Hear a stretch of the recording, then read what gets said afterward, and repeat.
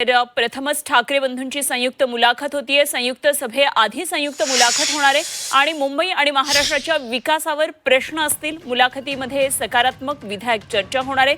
खासदार संजय राऊत यांनी ही मोठी माहिती दिली आहे। ही मुलाखत 8 जानेवारीला प्रदर्शित होणार आहे।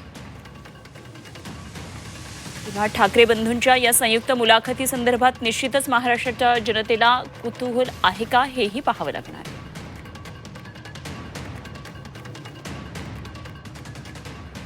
आज प्रथमच माननीय उद्धव ठाकरे आणि माननीय राज ठाकरे यांची एक संयुक्त मुलाखत होते।